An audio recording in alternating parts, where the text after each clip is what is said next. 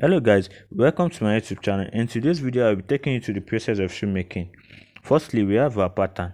This pattern brings out the design of the shoe you are making, either Chelsea boots, loafers, or even palm slippers. We also have our insole, or you can call it tinner.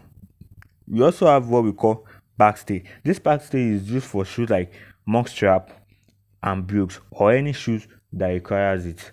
We also have what we call front stay. This is front stay. We use it for, it serves as backstay for Chelsea boots, and we use it in front of every shoes. We also have our sole.